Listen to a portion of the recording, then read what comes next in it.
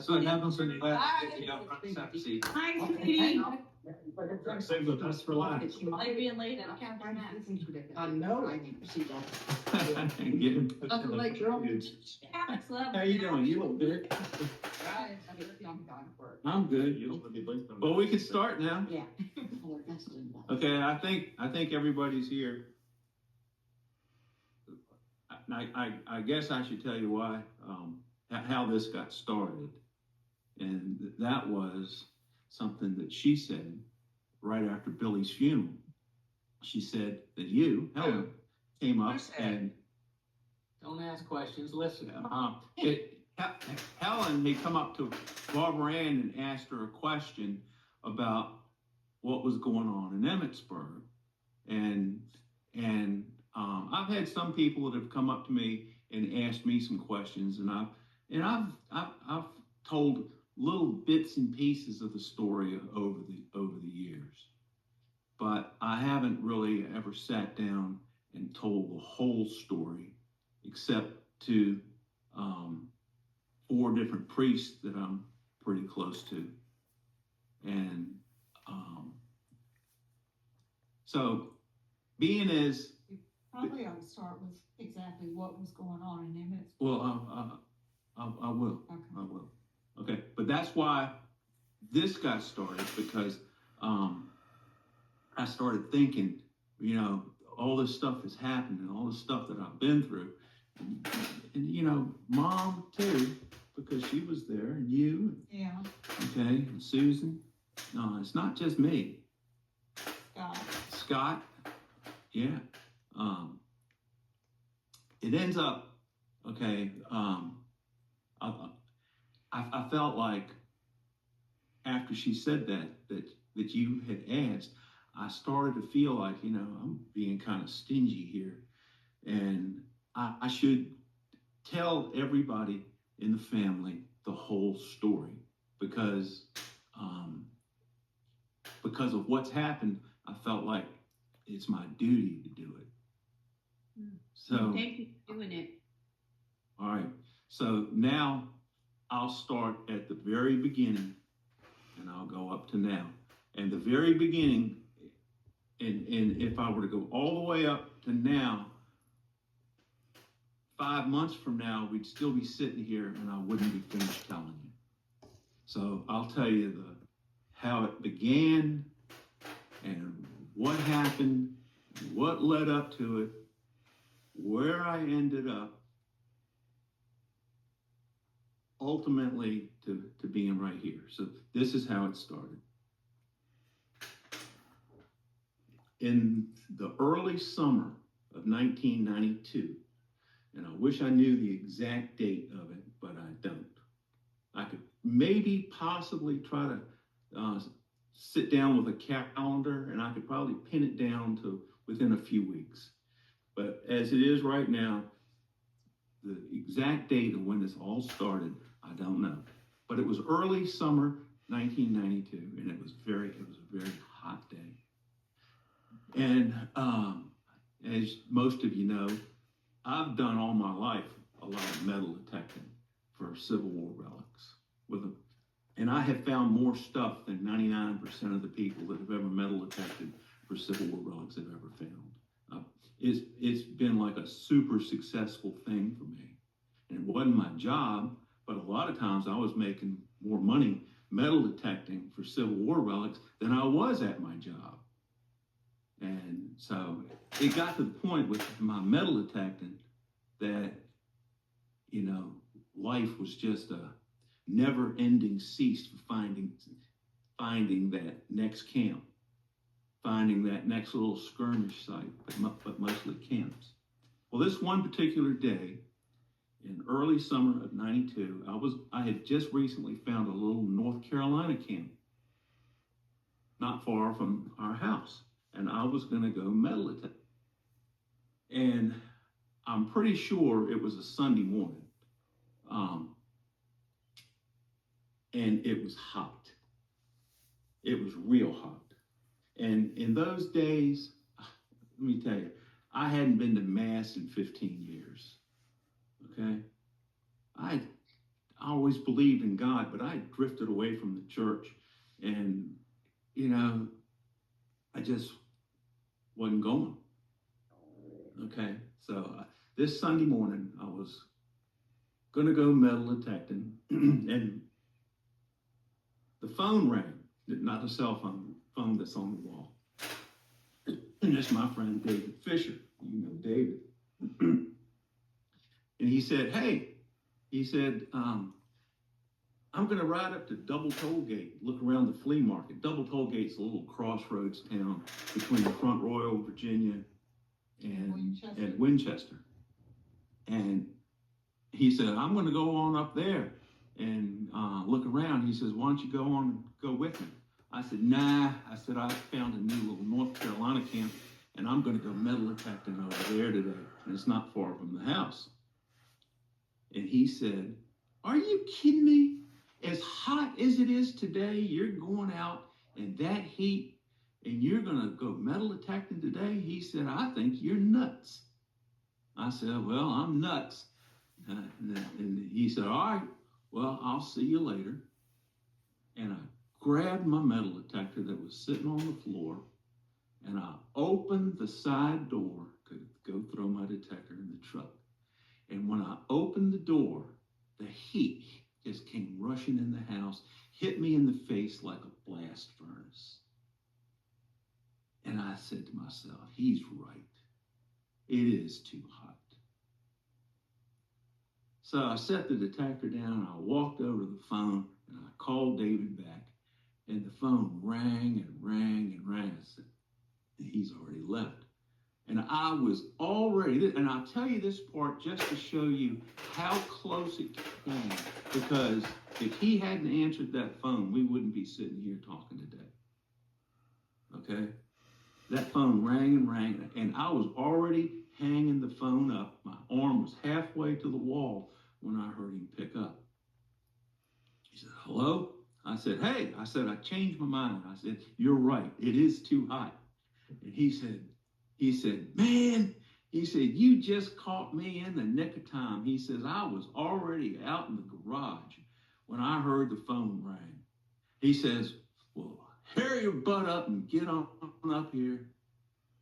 And I said, "All right." I said, "Let me get out of my digging clothes and get in my flea market clothes and up. It's different from those.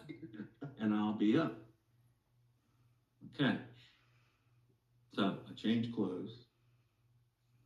I ride up to David's house. I leave my car in his driveway. We got in his truck and we rode Double Toll Gate, which is what, an hour and 15 minutes? Hour and 15-minute ride to get there. And when you get to these flea markets, if you know what you're looking for, you can find Civil War relics. They're always there. Usually you're not going to find anything good, but sometimes you do. Well, this particular day, we got there. David went his way. I went my way. He's looking for anything that strikes his eye. I'm looking for Civil War relics. And it was hot. And I'm walking through, and I had been there several hours. Okay. And I walked up, and I hadn't found anything that interested me. I'd found some junk item that I'm not going to mess with that. And I got to this one table, and this guy had a wooden apple crate, and it was full of small brass junky items, but most of it really old stuff. There's no telling what you can find in a box like that. So I'm rummaging through it, okay? And then all of a sudden, I saw this little brass crucifix. And I picked that up, and I looked at it, and I don't know what happened, but it was like I had to have it. And I can't really put it into words exactly what happened, but I just looked at it and I said, that's going home with me. I said, "How much you want for this?" And he said, $2. And I whipped out $2. I flipped it over, and it had an inscription on the back that said, Shrine of the Little Flower, Royal Oak, Michigan. Well, I didn't know what the Little Flower was. I didn't have a clue, okay? But there was something about that crucifix that just did something to me. And here it is. It's the best $2 I've ever spent in my life.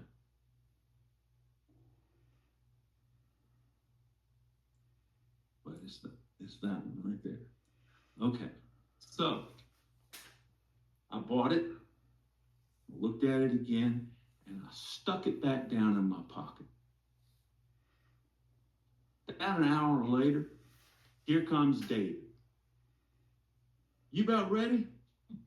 And I said, yeah, I'm ready. And he said, let's go. And he had already loaded his truck up with all this junk that he had bought. Okay, old lanterns, wood planes, look antique and stuff like that. And then we get in the truck and he said, what'd you buy? I said, I didn't buy anything. I said, oh, wait a minute. Yes, I did. And I reached in my pocket and I showed him the crucifix. And he had this stunned look on his face when he saw it. He had this stunned look on his face when he saw it. And he said, that's not like you. And I said, I know. And then he looked at me and I could still see his face. I can still see the look of bewilderment on his face. And he said, well, I guess stranger things have happened. That was exactly how the conversation went. And I said, yeah. And I put it back in my pocket. We rode home. I got in my truck, drove home. By now, there was like another hour or two of daylight left, and it cooled off a little bit. So I decided I was going to go metal detecting. So I went to this little camp not far from my house, and I still metal detected. I found a few bullets. I found a North Carolina button. So it was a good day of metal detecting. And then later on that evening, I walked downstairs, and in my house I have this room that is, when we built the house, it was built just for the stuff that I found metal detecting. And I wanted to put the little crucifix somewhere, but I didn't want to just throw it in a drawer or anything. And so I looked around, and there's this cabinet, and there is a picture of Christopher, my son, okay, that was taken when he was about a year old. And it was one of those mall pictures like at Christmas time. Doesn't have Santa in it, but it's got the sleigh and the wrapped packages, all that happy stuff. And the frame was just perfect to slide the crucifix between the glass and the frame. And I said, that's a perfect place for that. Okay, so then I took the crucifix, I put it in the glass of the frame, and I set it back down. And I never was much at praying, but I said, this is what I said. And I remember it almost word for word. I said, Jesus, I said, you don't owe me anything. I said, because, I haven't even been to Mass in however long. I said, but I am going to ask you to protect Christopher. Okay? And with that, I said, an Our Father, a Hail Mary, and a Glory be. Okay?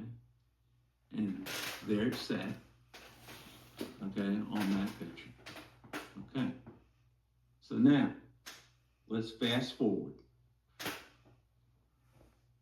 2.5 or 3 months. It's now the end of the summer. And I'm at work, working the 4 to 12 shift.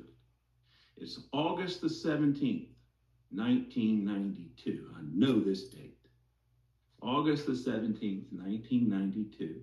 I'm sitting at work, working the 4 to 12 shift, and my phone rings. Who's it? And said, you've got to come. Something's wrong with Christopher. I said, what's wrong with him? She said, I don't know. But just come home and don't waste any time. Get here right now. I said, okay.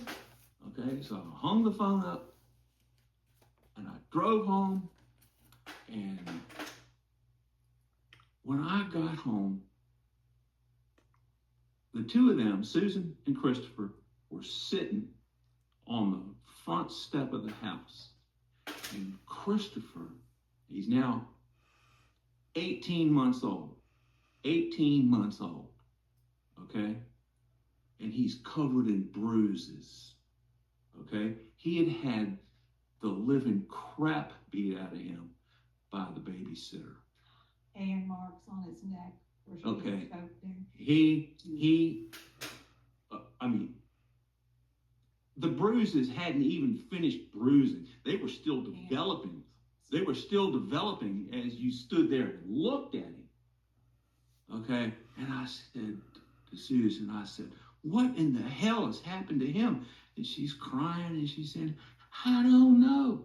The babysitter said that when I picked him up, when I got off work, the babysitter said that he was playing in the living room on one of these little Fisher-Price sliding boards, and that he hit a pile of toys at the bottom, and that's how he got bruised. Well, let me tell you something. Fisher-Price toys that you hit don't put strangulation marks around your neck. They don't put palm prints on your face. They don't put palm prints and knuckle prints on your back. Okay, and I said, Susan, I said, he's been beaten.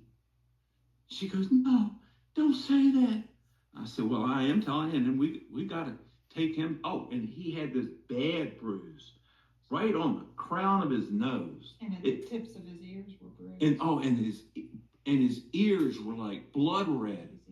And they were getting redder and bloodier, not dripping blood, but bruised blood by the minute. And then that bruise on his nose, it was like one big one, and then it was 4 smaller ones around it, which was the stone in her ring and the prongs that held the stone in her ring in. So we take him to the emergency room, and the doctor confirmed that he had had the living crap beat out of him, and that the law enforcement had to be called. I said, you're damn right law enforcement has to be called. Okay, so the Culpeper County Sheriffs came, okay, and they went out and they arrested the babysitter that night. Whose husband was a town police officer in Culpeper. Okay. This is a small town. Okay, so this made Channel 29 TV news. It was front page news in Culpeper, and it was even in the Warrington paper. Okay, so Sheriff Peters looked at me that night and he said, Mr. Coley, he said, I want to tell you, there is nothing and nobody that's a lower form of life than somebody that beats a child. And he said, I want to tell you right now, I'm going to get her and I'm going to prosecute her to the fullest extent of the law. And I was like, yeah, okay, thanks. Okay. So I left. We got back home. I walked downstairs, and this is where it starts to get a little crazy. Okay. I walked downstairs, and the room to my relic room where all that Civil War stuff that I dug up, I noticed it was open. It's usually always locked because I have some pretty valuable stuff in that room, and I keep it locked. But I noticed the door was open about this much, and I went to close the door, and I stepped into that room. And when I stepped into that room, the phone rang. It's, like a wall phone. It wasn't a cell phone. And you know how those old phones like that would sometimes, you'd get a ring, and it wouldn't even be a complete ring. It would just be like a fraction of a ring. Okay, well, that's what it did. It was a fraction of a ring. Okay, but it was enough to make me turn towards the phone. But it didn't ring a second time. It didn't even finish the first ring. But when I turned towards the phone, I caught a glimpse in the corner of my eye of the picture of Christopher and this little crucifix right there.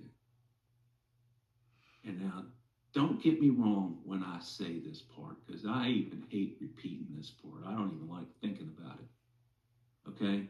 But to tell it the way it happened. Okay.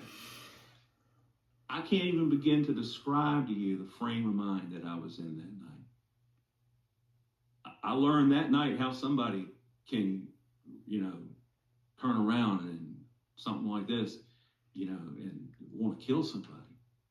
I had that kind of anger and that kind of rage in me. It was like unbelievable. I've never felt that horrible before. And like, if I could get my hands on her right this minute, if I could, no telling what I'd do. But I walked over to the picture and I took this little cross out and I held it just like this. And this blurted out of my mouth. I didn't pre-think this or premeditate it. It just blurted out of my mouth. And I said, "Thanks for nothing." At the instant that I said that, I mean, like, the instant I said that, all of a sudden, I felt a feeling of peace and love and tranquility run through me like I had never felt before. And I mean to tell you, in the instant of the time it takes to bat your eyes or snap your fingers, I went from being able to kill somebody to like the most tranquil, peaceful, loving feeling I had ever felt in my life. And I said, "I'm sorry. What am I talking about? Thanks for nothing. It's thanks for everything." Because I realized that prayer that I had prayed when I first put it on a few months earlier for protection for him had been granted right when he needed it the most, because he was never going back to that place.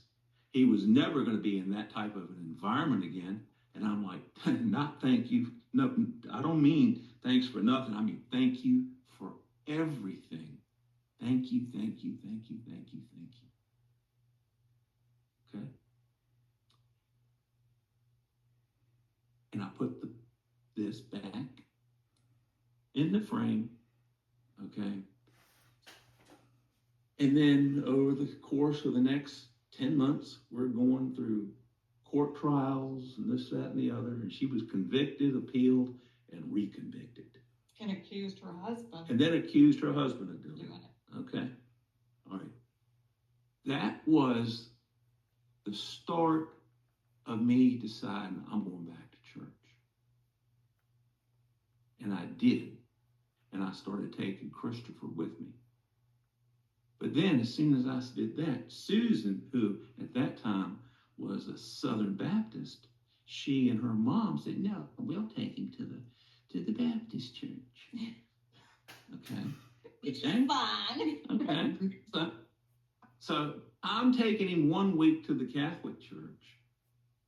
Susan's taking him another week to the Baptist church. And this just isn't really working out that great. Okay? And it ended up that I was losing the battle and she was taking him more than I was taking him. And I kind of had some times in there that I was fading off a little bit and not going. And then, of course, she'd snatch him up and take him to the Baptist church. Okay. All right. Now, let's fast forward 6 years. It's now July the 3rd, 1998. Don't you marvel at how he remembers these dates? Mom always did that. Yep. All right, it's now July the 3rd, 1998, and I'm on my way to Gettysburg, Pennsylvania, to go to the Civil War Relic Show in Gettysburg. And you know, I go there and I'll take some stuff, and I'll come back $7, $8, $9, $10,000 richer than I was before I got there. And I had my truck loaded down with some stuff, you know, and I was on my way there. And as I was driving up Route North 15, okay, through Maryland, I look over and I see Mount St. Mary's University, and they have the most magnificent golden statue of the Blessed Virgin Mary that you've ever seen. And there's a sign there that says Grotto of Lourdes. Okay? And the statue is way. And the statue, you know, there's no place you can be in Emmitsburg that you can't see it. You see it everywhere, especially at night when they have the lights shining on it, which is all the time. Okay, and then this very unexpected thought as I drove by ran through my mind. I started thinking about our dad, okay? And I started thinking to myself, you know, I've ridden by here a million times. I've seen that statue a million times. But if my dad was driving, he'd go up in there. He would not ride by something like that he had never been. He would not ride by it without stopping, because that's just the way he was. And I drove another couple miles, and it started chewing at me, and I turned my truck around. I was still running early. I turned around, and I pulled up into the grotto for the first time ever in my life. And I got out, walked around, looked up, yeah, there's that giant statue of Mary. All right, and then I took the little pass that they have that go through it, and it was a beautiful place. And I'm coming back through, all right, and they have a statue here, Saint whoever, the Blessed Mother, Our Lady of Fatima, Our Lady of Medjugorje. They just had Padre Pio. Well, they didn't have Padre Pio at that point. Okay, but anyway, I'm walking through there, and then I get to this one statue, and it's right next to the statue of Our Lady of Fatima. And I read it, and it said Saint, and then it said on there, the little flower. Mm-hmm. Okay? Now that was the first connection I ever made with the inscription that's on the back of this. So that was the first time I ever knew who St. Therese was. Okay, so I'm standing there before this really nice statue I have of her, and I was still kind of stunned. And this is what I said. I said, St. Therese. I said, I want to thank you if you had anything to do with it that protected Christopher back when he was beat up when he was 18 months old. And I just want to thank you.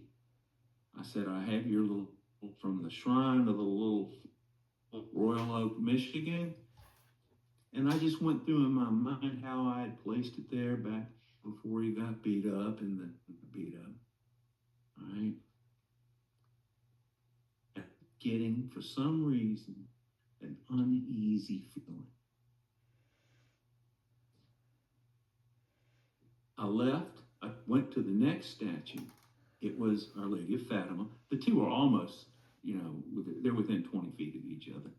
So I'm standing there in front of the statue of Our Lady of Fatima, And I can see the statue of Saint Therese, and I said in prayer, just in my mind, not out loud or anything like that, just internally, I said, Blessed Mother, thank you for Christopher, recovering and everything's okay. He was beat up. Thank you, thank you, thank you. Okay, here's where it happened. When I said thank you, all of a sudden, that little feeling of uneasiness that I didn't know what was causing, all of a sudden, it got, and like flipping a switch, it got 1,000 times worse. And when I say it got 1,000 times worse, it might have been 5,000 times worse. All of a sudden, I found myself in a state of anguish, pain, okay? My entire life flashed in front of my eyes. And when I came out of this, and I don't even know how long it was, but as I was coming out of it, I actually remember completely, physically spinning around and then have onto this stone wall to not fall down. And when I came out of that, I came out of it with the most absolutely perfectly clear knowledge of the worst sin that I had ever committed in my life. And I've committed a lot of them, okay? But the worst sin and the one that offended God the most was that Christopher, who's now 7 years old, has never been baptized. Okay? Because the Baptist side of the family was taking the lead. All right? And with that, I came out of that also with a determination that no matter what it takes, I'm getting Christopher baptized in the Catholic Church. And then I said, Blessed Mother, Saint Therese, I'm going to need your help. Because Susan, as you know, is a Southern Baptist, and her mother is anti-Catholic. That's just, there's no other way to put it. She despises the Catholic Church. She's better now than what she was. But I was determined I was going to get him baptized. So I got back in my truck, and I got back out on 15, and I drove to the show in Gettysburg. And by that point, so disinterested in the show, I didn't even unload myself out of the truck. I just turned around and I drove back to the grotto, and I just walked around for a couple of hours thinking, that was the wildest thing I've ever been through in my life. Okay. While I was there, I went back to where all this had happened, and I said in prayer to Saint Therese and to the Blessed Virgin Mary, I said, when I'm going to get him baptized, and I'm going to need your help again. But when I do, I'm going to come right back to this very spot, and I'm going to, where I'd gotten like ill and anxiety filled, I'm going to come back after it's done to say thank you again. Okay? And I mean, I meant that. I was going to come back. All right. So I drive home to Culpeper. You're home early. Okay, I said, yeah. And I said, I don't think the show was going to be very good, but I could tell that right then and there was not the time to bring this up because she was not in the best of moods or whatever. It was not the time to bring it up. And I just said to myself, well, I'll know when it's time. Okay. So a couple of days passed, and I said, we need to talk about something. And then I told her what I just told y'all. And she's looking at me like, okay. And then she just says, okay. And then she says, well, just do what you got to do. I said, okay. So the next day, I rode down to Precious Blood Church in Culpeper. And I told Father Leo, and he knew me because I was going on Sundays, and I was taking Christopher half of the Sundays or so. And I told him, and he said, Christopher's never been baptized? I said, no. He said, we got to get that fixed. He said, but before we can get him baptized, you're going to have to go through the baptismal preparation classes. I said, okay. And then Father Leo said, well, bring your wife. I said, okay. I said, I'll invite her, but she's Baptist, and I don't think she'll come. And he said, we'll invite her anyway. You never know. So I went home. I told her that I had made arrangements, that I was going to be going to this baptismal preparation class. And I said, and Father Leo is inviting you. I didn't tell her I was inviting her. I said, Father Leo is inviting you to come too, okay? And she just simply looked at me and says, oh, well, that's nice. And she went to him.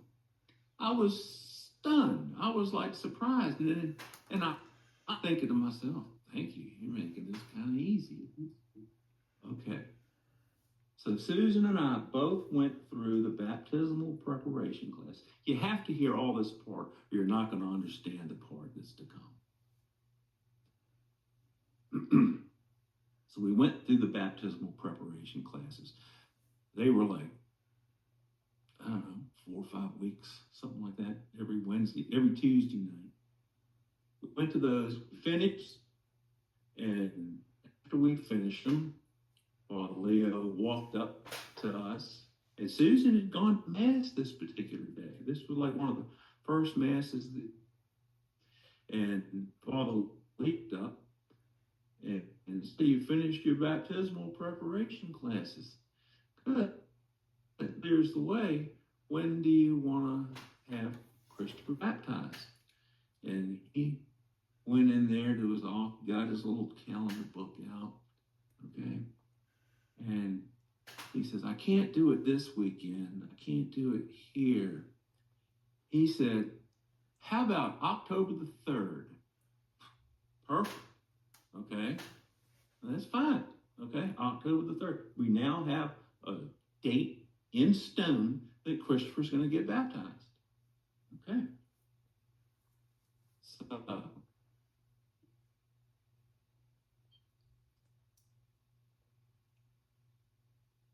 October the 3rd comes.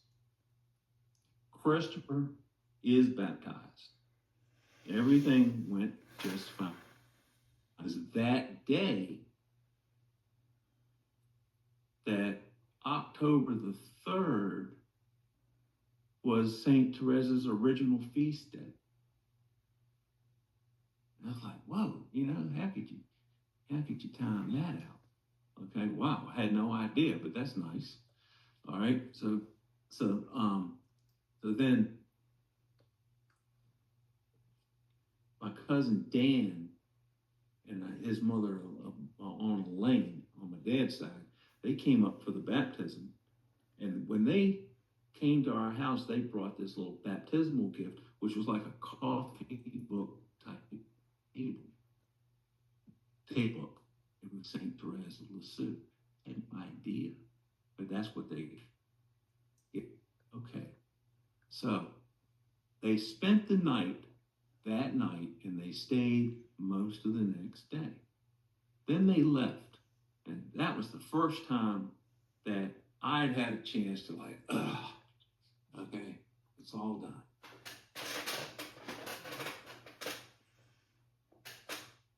And I walked downstairs into the room where I keep all my Civil War relics. And I took that book of St. Therese with me. I'm looking at it, flipping through the pages of it. It's a nice, high quality book. And this is going to sound nuts, but this is what happened, okay? I'm flipping through the pages of that book, and I flipped one page, and it came up on a picture of St. Therese looking up like at the photographer that took the picture at about a 45-degree angle, looking down at her. And I don't know what you call it, but I will tell you this. Her eyes came to life. As I was looking at that picture, her eyes came to life. And then I flipped the page and I turned back and it didn't happen again. All right? So I finished flipping through the book. And then I stepped outside. And I'll never forget it. 3/4 of a moon, these wispy clouds were blowing by the moon real fast, perfect temperature, great night to be outside, okay? And then all of a sudden, and I mean out of nowhere, the scent of roses just started. Every breath I breathed in was roses, roses, and more roses. And we didn't have any roses. Okay? But it was the scent of roses. Okay? And then it stopped. And I said, where did that come from? And okay, it was beautiful. It was like unbelievably pleasant. And then it started up again. And this time it was exactly the same the second time as it was the first time. And I guess it lasted for 9 or 10 breaths, something like that. And it stopped. I went back in the house. I flipped to the last page of the book. Just opened up to it. It ended up being the last page of the book. And it said, I will let flower of roses.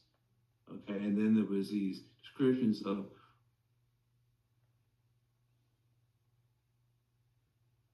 thousands of people around the world reporting the scent of roses because she had interceded for something. Mm-hmm. Okay, and I'm like, wow. Okay, all right. Well, thank you very much. All right, thank you.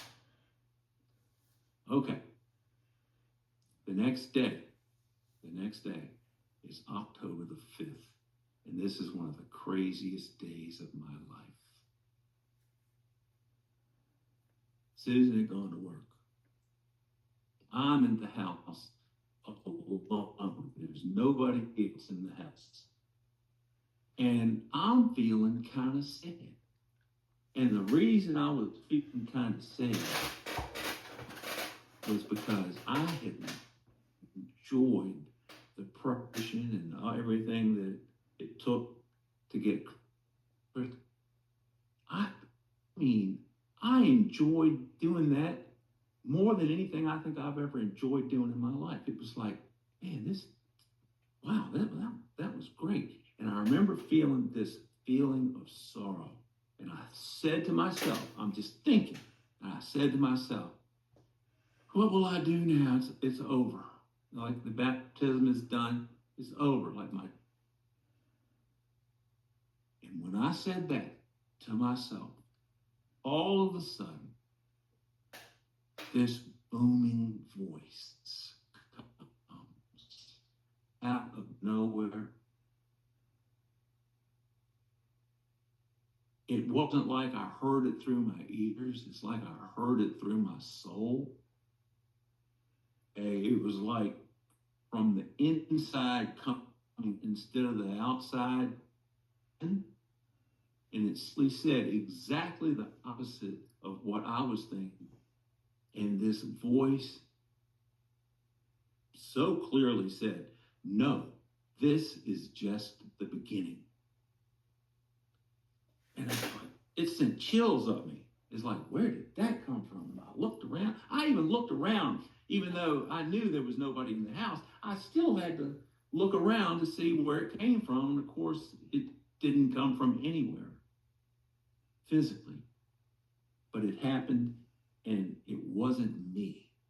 And I knew that. Okay. So now,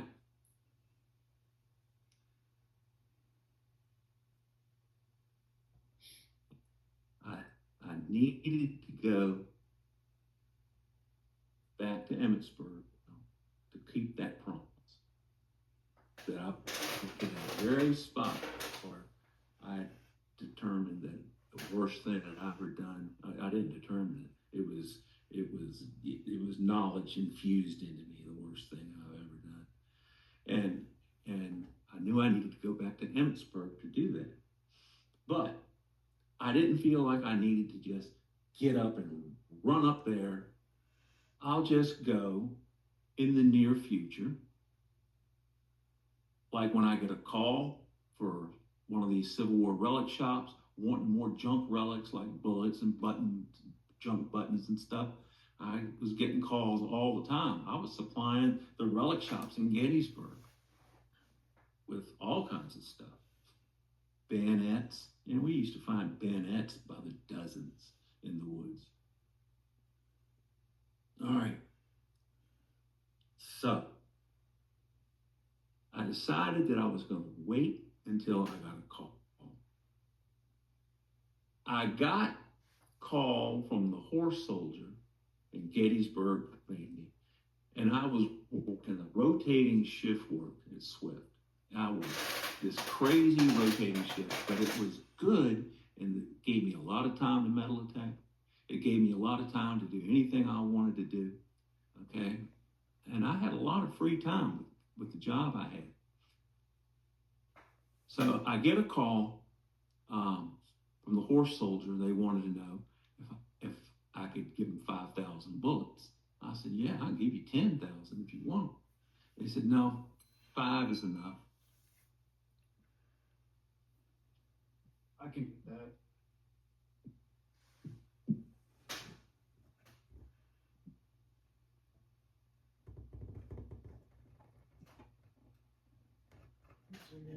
So I got it from you.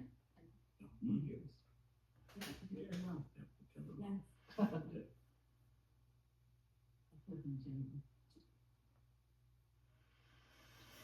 And Robert's the one. Oh, hello. Telling. Huh? Took a seat and. Oh, hello, hello. Hello, Mom. Meet you. Meet you. Have a seat. Oh, thank you. Thank you. Nice to meet you. We're kind of in. This is my former president. We're kind of in the middle of the story. Okay. With me, I had confessions for the Holy Communion, first Holy Communion. Okay. Yeah. Okay. So I said, I can bring you as many bullets as you want. These are Civil War bullets that I dig up with a metal detector. And from other people, I'd buy them from them for so much and haul them up to Gettysburg and sell them. And they said, no, all they wanted was 5,000. And they said, well, when can you bring them? I said, I can bring them. I said, I can't do it this week because I'm on day shift. I said, I could bring them next week because evening shift. I said, but I would rather do it the week after that if you can hold off that long because I'll be off the whole week. Okay. So we looked at a calendar And, I had a 6-day break coming up on Thursday.